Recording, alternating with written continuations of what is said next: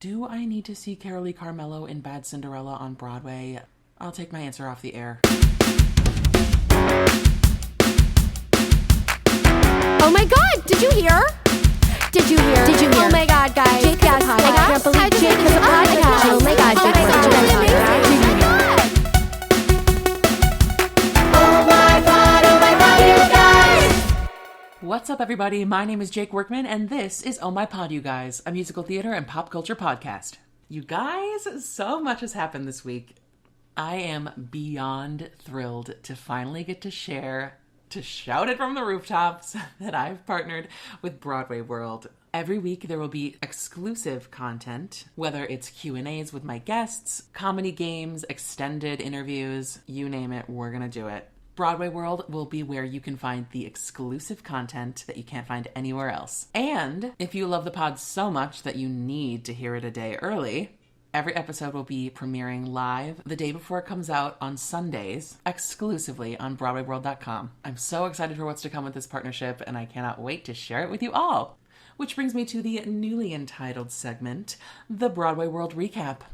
So let's dive in. First on the docket, we have to talk about Parade on Broadway having its first preview performance at the Jacobs Theater. This musical is written by Alfred Ury and has music and lyrics by Jason Robert Brown. This revival started at New York City Center and is transferred, starring Ben Platt and Michaela Diamond. And this first preview performance was met with a really unfortunate incident. The story centers on Jewish American Leo Frank and his trial, imprisonment, and eventual lynching in 1915, which actually happened. And outside the theater, during the first preview, anti-Semitic protesters started leading chants and spewing really just gross racial and anti-Semitic slurs, and made it really uncomfortable for patrons to enter the theater, and were causing disturbances throughout the performance. And the star of the show, Ben Platt, actually took to his social media platforms, sharing his experience and reminding the world that anti-Semitism and these sort of neo-Nazis are still present, and we need to tell these stories even more so than we have before. This behavior is disgusting and just completely uncalled for, but that's the reason that we as theater artists exist, is to continue to speak out and tell the truth and tell these stories that need to be told. And I wish everyone at the Jacobs Theater safety, and congratulations on starting this incredible revival. I cannot wait to see it. In other Broadway World news, Jordan Fisher gave an interview to Broadway World about Sweeney Todd, this new revival starring Annalee Ashford and, of course, Josh Groban. And he said that this Sweeney Todd is, quote, for a new generation. Jordan Fisher has an extensive history with theater and Broadway. He was in Hamilton, Dear Evan Hansen, and he also was in Rent Live. But in this interview, he actually talks about how he was trained classically, and he says that this show, Sweeney Todd, is well within his wheelhouse of performance. He's going to be playing Antony, and I think he's going to be excellent. I'm so thrilled about this new production. A dear friend of mine, Galeana Castillo, is making her Broadway debut in the ensemble, and I think Sweeney Todd has one of the most creative and alluring Stephen Sondheim scores. So I cannot wait to see what they do in this new revival. I have a feeling that they're going to pull out all the stops and do something really new and innovative, so looking forward to that. There are also two pre-Broadway engagements that were just announced. One is Gatsby, obviously the story of the Great Gatsby, that's been adapted for the stage, and it has music by Florence Welch, and it's going to be directed by Rachel Schur, and it's going to premiere at ART, which is really exciting. I think that this story really lends itself to a theatrical production, and I love Florence Welch, so I cannot wait to hear what she has concocted for this show. And then the other pre-Broadway run that we must talk about is the Broadway revival of The Wiz. It's going to play Hollywood in 2024, which I think is a really interesting choice. A lot of out-of-towns stay more in the East Coast region, or places like Chicago or Atlanta. So Broadway in Hollywood's announcement that The Wiz is going to do an out-of-town there is really cool and exciting. I think it's a great place to get its footing before it hits the B-Way. Another really incredible article that Broadway World just shared this week features one of the stars of Six the Musical on Broadway, Haley Kaleem Wright, who spoke about overcoming homelessness before her Broadway debut. She speaks about her experience of moving from Texas to New York and back to Texas while being very, very poor and being unhoused. And then eventually overcoming all of that adversity and making her Broadway debut in Paradise Square in 2022 before stepping into the role of Catherine of Aragon in Six on Broadway. She says, quote, "The thing that I loved about New York is that even when I was unhoused, I still had the opportunity to see glimpses of what my future could be. Walking past these Broadway stages and imagining walking in the stage door as I'm walking to my retail job. It was also kind of me being a little defiant, like I'm not going to fail. I want to challenge every stereotype, every thought about what you think about unhoused people, Black people, that we are more than what you could ever imagine." I was really struck by this quote and this article. I'm just in awe of Haley's strength and her passion for this art. And I would love to have her on the pod to talk more about her experience as a Black woman in the theater industry. And now, I have got to talk about the most exciting piece of Broadway news, in my opinion, in the last, I don't know how many weeks. It was just announced that Joanna Jojo Levesque will be taking over the role of Satine in Moulin Rouge on Broadway as her Broadway debut. You guys, anybody who knows me knows that I am a stan for Jojo. I live for this bitch. I think she is vocally insane. She's stunningly beautiful, and she's an incredible actor. And I think this is the perfect Broadway show for her to do. It has the drama, it has the glamour, it has the pop vocals. She is going to give it everything. I am so excited to see that bitch float down from the ceiling as the sparkling diamond diva herself, Satine. And you guys, this was the Broadway World Recap. Oh my pod, you guys, I cannot wait to introduce you to my next guest. She is a wife and mother, and she's also a Broadway veteran in the long-running revival of Chicago the Musical. Please welcome Rachel Chase. And stage name, Rachel Schur. Oh, yes, I was going to ask you. Oh, God, we're off to a I great know, start. I've made it too confusing for literally everybody. So part of me wants to keep it really confusing. Sure, just like stay aloof. That's what I think. Right. It's like, where's Rachel Chase? I don't know, but Rachel Schur's here. But Rachel Schur is in the building for sure. Where does Schur come from? Is that like your actual like maiden name or something? Yeah, that was, my maiden name, which I don't, in my stage name. And so I didn't change it for the stage, but then I kind of went on this like weird existential thought, and I was like, what is a maiden name? Because a maiden name is just your dad's name. So it's not like even a feminist thing. I know. So like, whatever. Exactly. So I may change it, and who knows? Great. You never know. I love it. I love the full anonymity of it all. Yes. Can't track her down. So where are you calling from, Madame Schur Chase? I am calling from Midtown Manhattan. Great. In the sky of 42nd Street, where it's sleeting. I know, it's horrible. Horrible. My word. It's really rough outside. So where is home for you originally? How long have you been in New York City? I've been in New York City since 2009. I went to school in Virginia, and I grew up in Melbourne, Florida. Oh, okay. I've been there. You've been to Melbourne? I sure have. I went to the beach there one time, and I snuck into a hotel bar. Good for you. Wait, were you on tour in Melbourne? Is this like why the heck you were there? Actually, no. Because I just have my dear friend Emily Qualman grew up in like near Orlando in Longwood, if you know her. Sure. Actually, I know Longwood. Yeah. Oh, I know Longwood. I think I played them. I played them in soccer, I think. Oh, you better But I also know Longwood. Yeah. Yeah, so for some reason I ended up in Melbourne on the beach, but yay! So you moved here in 2009. Ish, yeah. I mean, I was kind of that kid that just wanted, like, when I graduated college, I was like, I have to book 1 million tours, which I kind of did. So I didn't totally officially live in New York City, I would say, until 2014. I was certainly on the road from 2009 to 2014. What was your first tour that you booked? Fame, the international tour in China, mainland China. Hell yes. Oh my God, how was it? We could do an entire podcast episode about that. And I say we do. I know, right? It was really interesting. I mean, what was the most interesting to me was that we had these screens on either side of the stage. And when we would tell a joke, like one of the jokes in the show is like, what are you smoking? And that translated in Chinese to, did you snort baby powder? Which was in the 90s, there was this baby powder that was getting everybody high and like killing people in China. And they had lined it up so perfectly that when we're saying, what are you smoking? The entire audience was laughing. So it was just kind of one of those like weird out of body experiences that I can't really ever articulate well. Yeah. But it was my first job out of school. So I was like, I've made it. I'm a billionaire. Yes, like I did it, I you am know, rich, right. And I'm rich.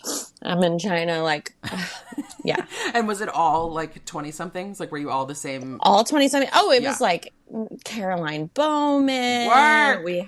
I know. It was just like the funniest group of kids that had all graduated. That like you look now and we're like, damn, we all did pretty well. Like we all did okay. It's funny. Made it out alive. And where did you say? You said you went to school in Virginia. What program was that? I went to James Madison University. Okay, great. It's funny. The program there now is like really amazing, and they have this state of the art building and like really amazing faculty. When I was there, it was really shifting into becoming like a really good program. Of course. So I kind of always say like, I majored in like, you know, beer. I majored in playing pretend. Yeah. I mean, yeah. And like how to survive passing your general education courses without ever actually going. Oh my God. I love that musical. It was a good musical.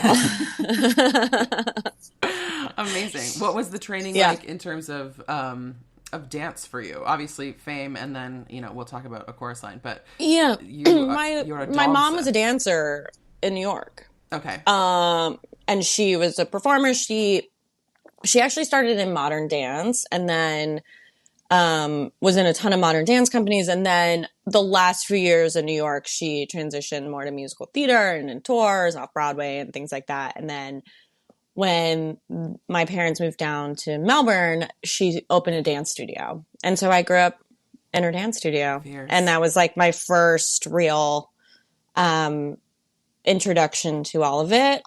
And I loved it. I really loved it. I hated ballet, but I loved everything else. Oh my God, join the club. Who does? I feel like, honestly, even ballet dancers that I know are like, yeah, I pretty much hate ballet, but I love ballet, so...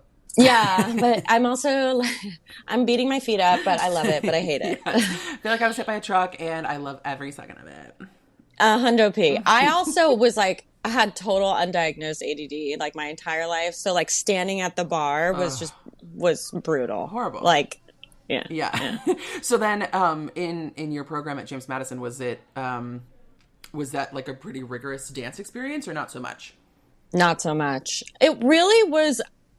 It's interesting. I feel like I learned how to be on my own for the first time, and I learned how to kind of navigate getting things and making things truly out of nothing.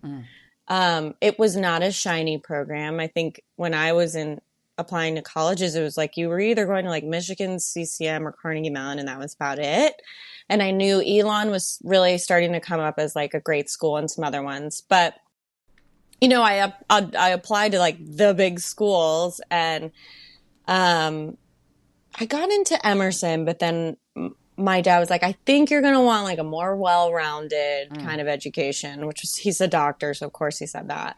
And I was like, okay. And, but I'm so glad I did, because it made me, I think I would have completely fallen apart in like a sharp conservatory school. Yeah. I was really shy and insecure. So I think I would have melted down. So I think it all worked out for the best. And I got to be like a normal college kid and do stupid things and do great musicals and actually do like really cool things that maybe you wouldn't get to do in a conservatory program. So it all worked out, but I wouldn't, it wasn't like I didn't have a big showcase. I didn't come to New York with agents. You know, I really came to New York scrappy as heck. Which honestly probably served you so well. I mean, I think I had a fairly similar college experience. I guess I went to the Hart School in Hartford, Connecticut. And it's not a small program, and it, I guess, technically is like considered a conservatory program. But we did have like all of the gen eds, and we, you know, were doing classes on the main campus and everything. And I didn't know anything about auditioning for college programs when it came time.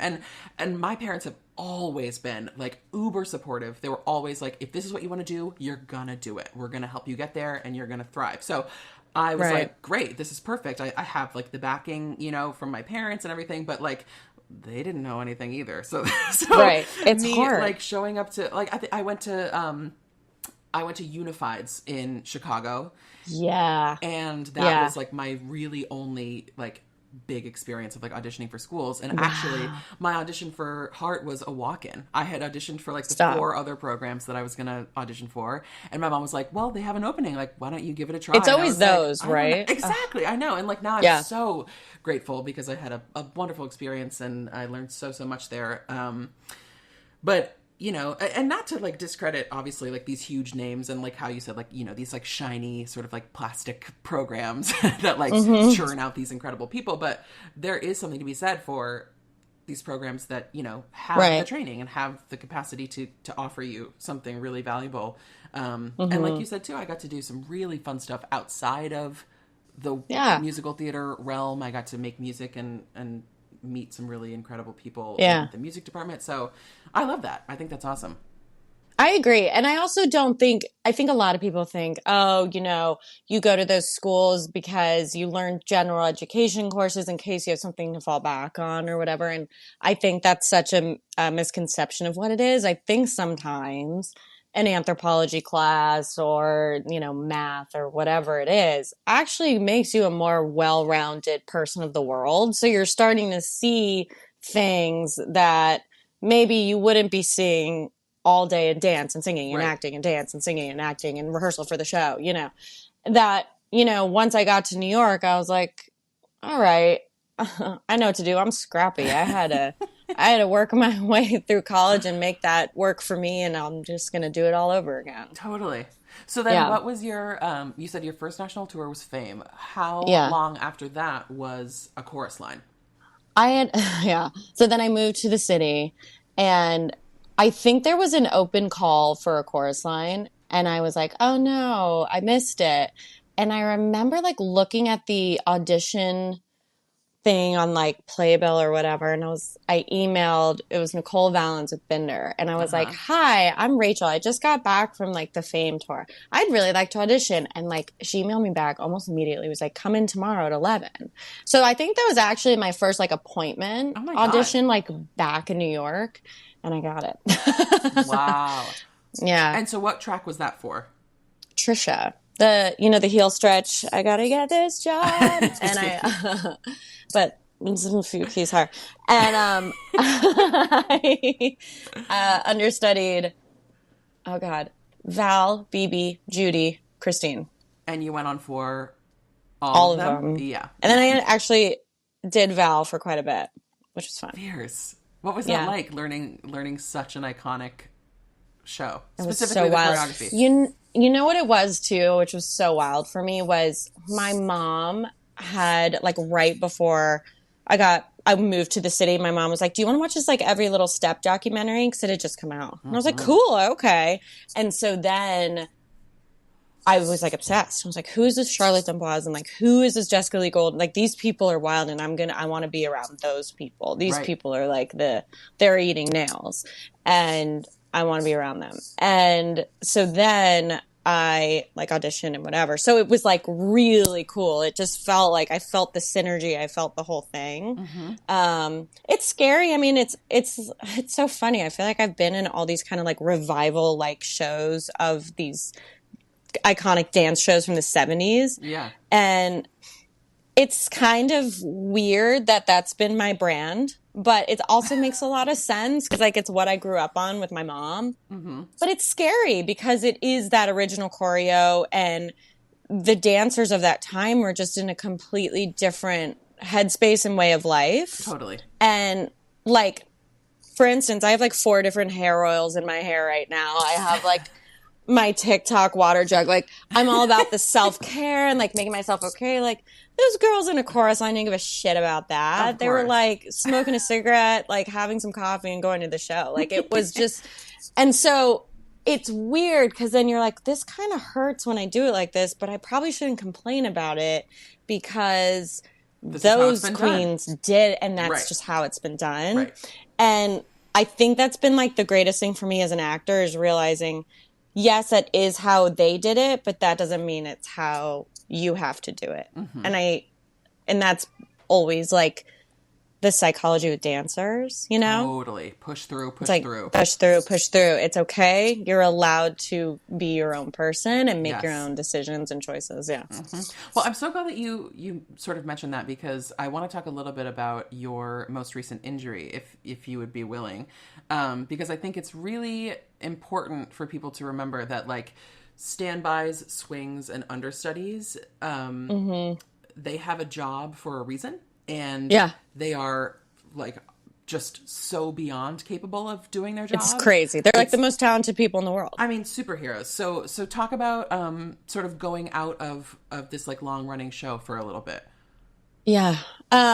It's a cautionary tale for sure. I mean, I went back to the show 4 months after having my kid.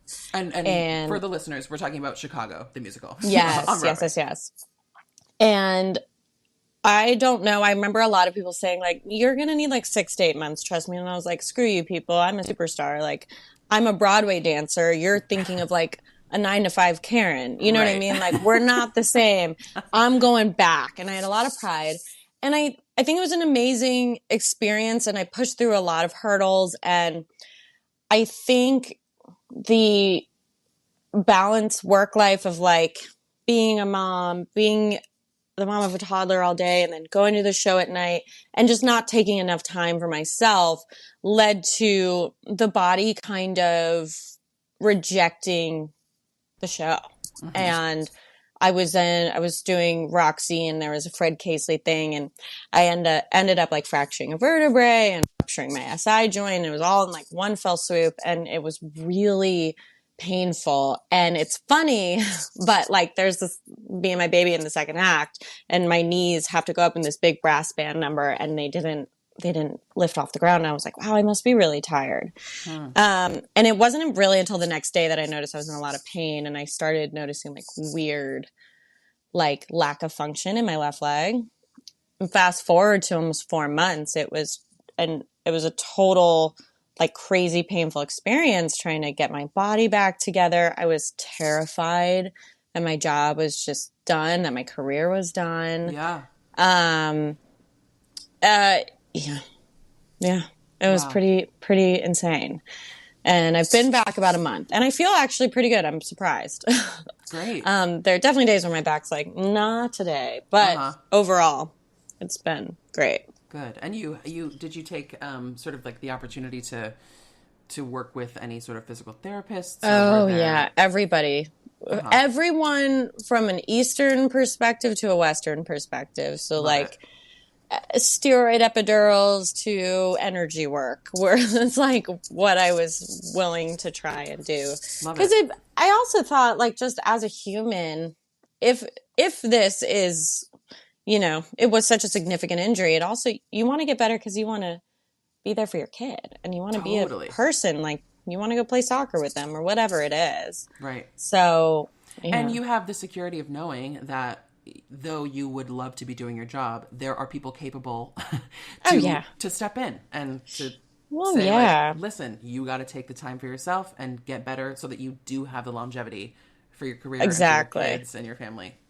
And especially with shows like Chicago, you know, the gift was ours to borrow, right? I'm borrowing Annie.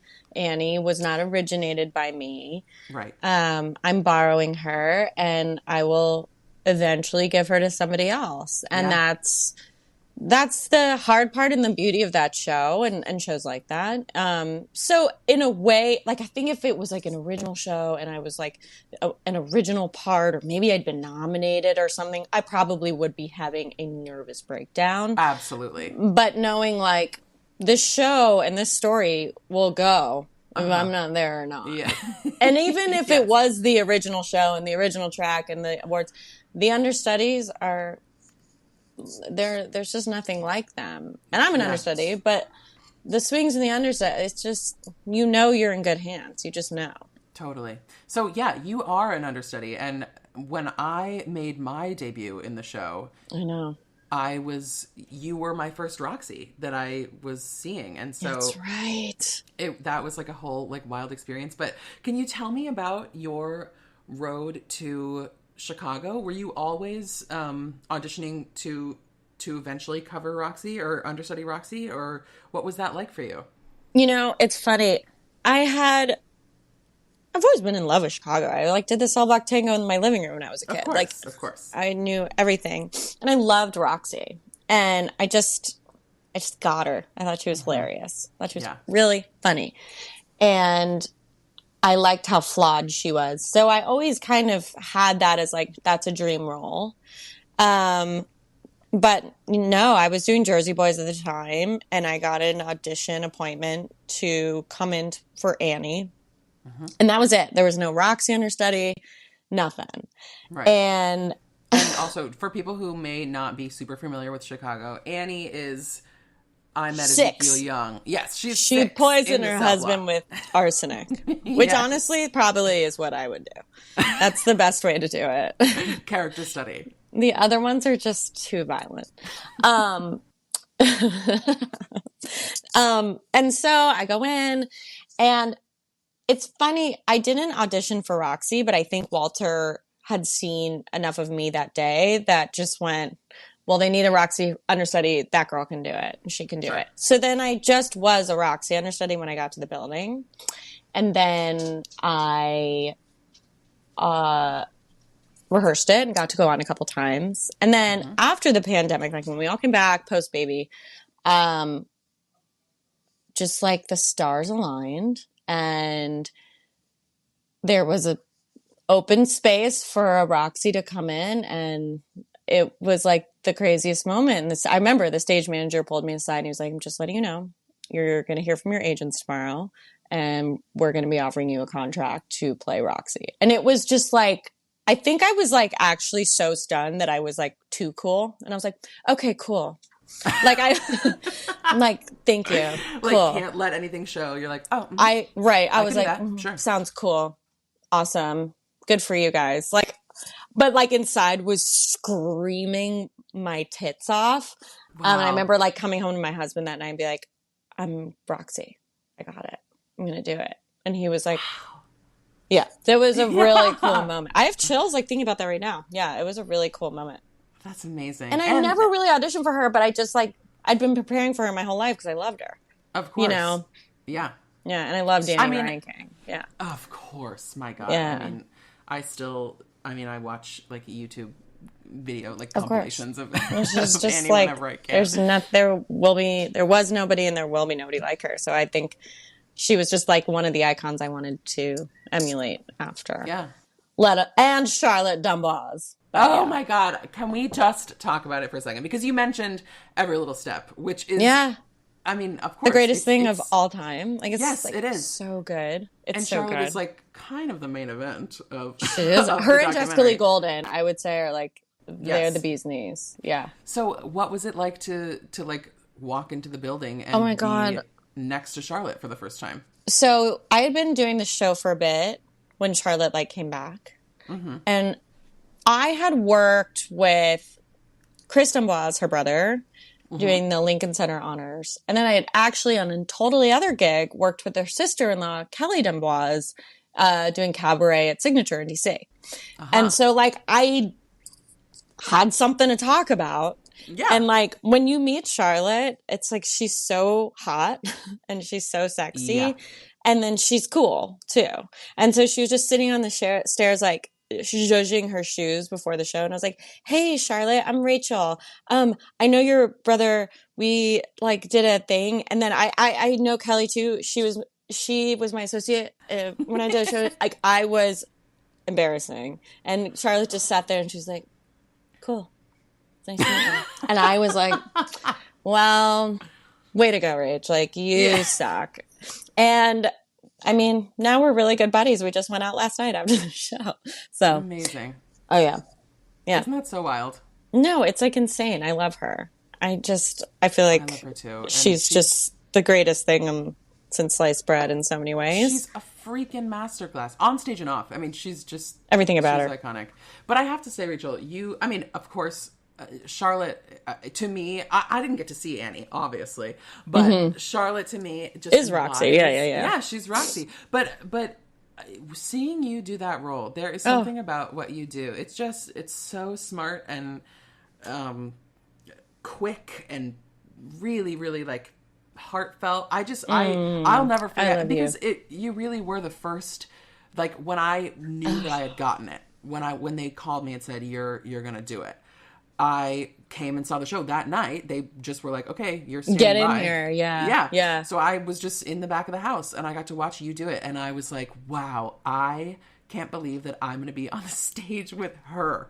Like you oh my doing God. that. So, and then truly, you went on and everyone in the wings or in the chairs were like this. Oh my God. Well, thank you. I mean, I was just like thrilled to even be in the building, let alone for them to be like, okay, you're going on now. I have this whole like casting like thing for you of like who you should be in our show. If Duncan, if you're listening, this is what I think. Duncan, Mr. Stewart. Barry, listen up. So I'm like, I'm here for like a Mary Sunshine, an Amos situation, another Cell Block girl. The way. A Mama Morton. Oh, well, I mean, you can talked about drinks basically to the ends of the earth on this podcast, but oh my God. The way, I mean, she's serving it the way that I would love to do that role. I mean, manifest I am such a nerd for Chicago, truly. I have been obsessed with it forever, but then when I got to do it, yes, oh my God, it just, and the thing about Chicago specifically is that I have only done Mary Sunshine, but I'd like to fancy myself a bit of a dancer. No, you are a dancer. That's why I think you're a unicorn. You're a unicorn in so many ways, but like, oh my God, no, you're way too kind. But I do the choreography in my bedroom. Yeah. With the record playing because I'm obsessed with it. It's so good. I know what you mean. Yeah, it's like such an ooey gooey fun feeling. It is. So I don't know. I'm manifesting this. Duncan, if you ever need help, just call me, okay? Wait, so we have to talk about you being a mom because we should. we should open that can of worms because pre-pandemic you were not married, right? We had just gotten engaged about almost a week before the world shut down. Wow. Okay. I know. So, and now you are a wife and a mom. So yeah. Now I'm just someone's wife. Yeah, disgusting. Ugh. Yeah, we got engaged. It was so exciting. I had pretty much dated the tri-state area, and I was like, I'm gonna die alone. And then Ben comes along, and he's like my other half in so many ways, and it's just magic. And my best friend married us, and she said like most couples when they get engaged like jump into a sort of rom-com type world planning their wedding, and Rachel and Ben jumped into the apocalypse, which is exactly what happened. And it was insane. I mean, I was like, well, Broadway's only going to be down for like 3 weeks. Let's just go to Florida. Your parents are there. My parents are there. Let's just get some sunshine. And 3 weeks turned into 5 months.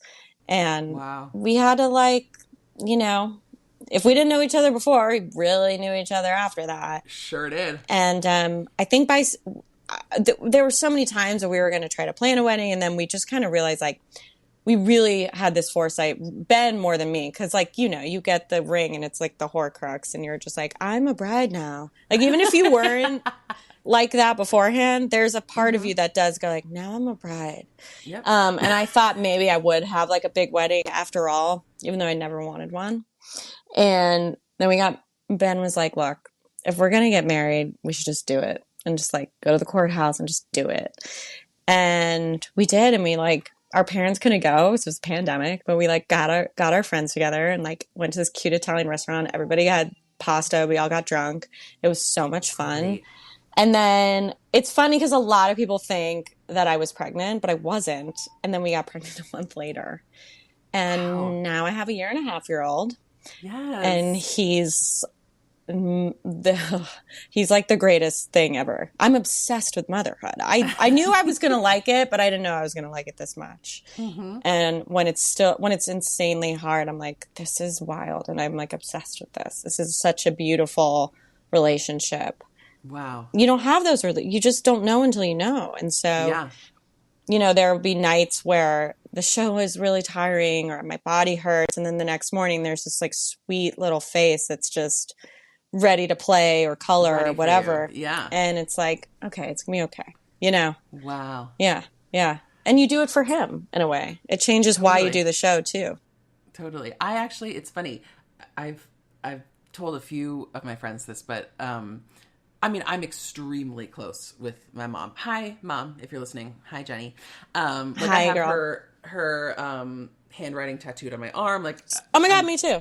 You better work. We're mommy girls. Yes, mommy girls. So, that bond with me, or that bond for me, is so specific and strong. Mm-hmm. But then I think about if I were to have kids, I don't know that it would be the same type of bond because I can't carry them. My biology does not lend itself to carrying a baby. And so that's not to say that, like people who are adopted can't have these like incredible bonds with their parents and stuff. But I feel like there's something so intrinsic and special about, you carried that baby. Yeah. Inside of your body that like you use all the time. You are a dancer and a performer and like you paused that. Yeah. And fully created this human and now you're back on Broadway whacking your legs and doing the split. It's like just like that is so crazy. Women are nuts. Women are crazy in the best way. Women are the fucking best. Yeah, they really can. Sorry about it. Rule the world and we probably will. But it's about damn time. Yeah, we will. It's just literally like we're just waiting at this point. Yeah, but yeah, it's funny. It's like I knew his personality before he even got here. Mm-hmm. And I was like, yeah, I knew you were very sensitive. I knew you were very loud. I knew you loved music. I just knew all these things about him. It's just like, it's a very ethereal, spiritual thing. Mm-hmm. And it's made me a better actor. It's made me a better artist. It grounds you in many ways. And you have to, as a mother and as a woman, especially in New York City, you have to fight for everything. You have to fight for a seat on the subway. You're fighting. Mm-hmm. And so it makes you fight for your character much more too. Yeah. And that was an interesting takeaway this year.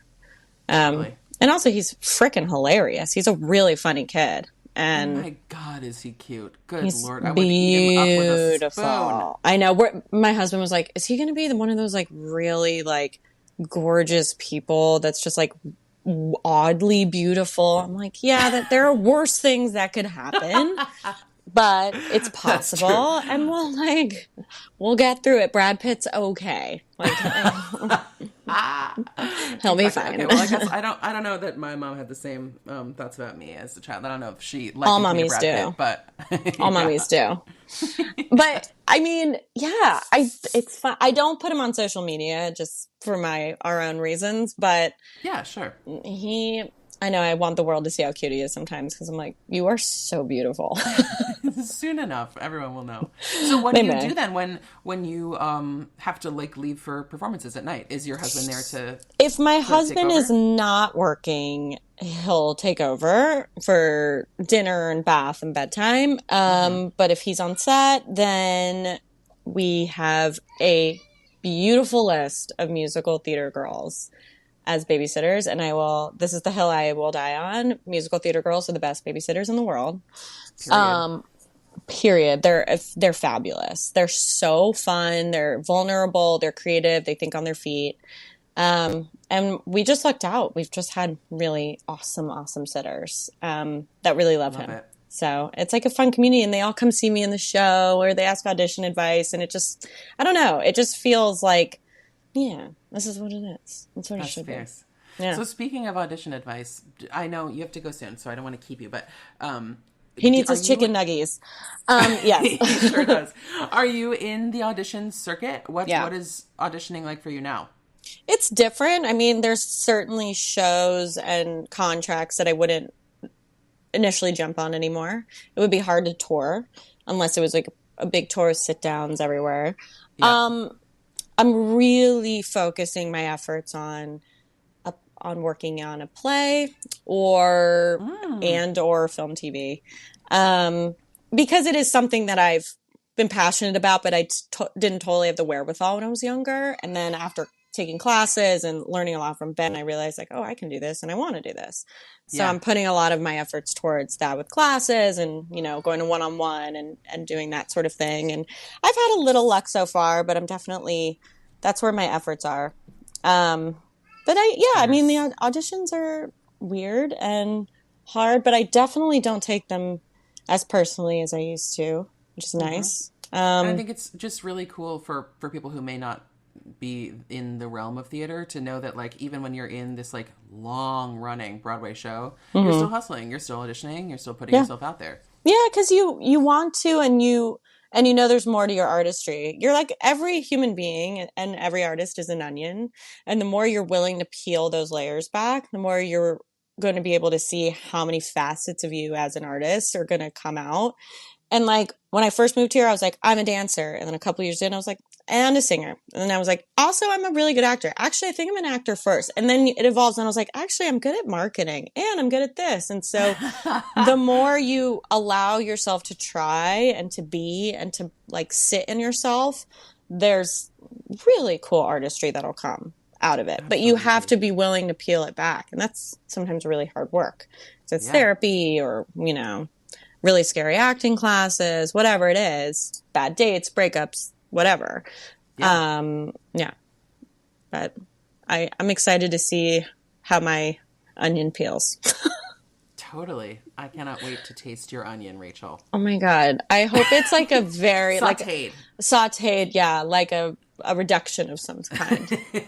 Well, thank you so much for doing this. I'm so excited for you. This is so cool. I'm just obsessed with you. Tell the listeners where they can find you on like socials and stuff. I'm really working hard on the TikTok. So find me at It's a Rachel Chase or on Instagram. It's Rachel Chase. Love it. That's where you'll find me. I love you. This was great. I love you. This was so fun. You guys, that's it for another episode of Oh My Pod, you guys. Don't forget to like, rate, and subscribe anywhere you like to pod. You can follow the podcast at Oh My Pod, you guys on Instagram. And you can always send me messages, stories, questions at ohmypodyouguys@gmail.com. And don't forget to go to BroadwayWorld.com for exclusive content and early access to the pod. Talk soon. Bye.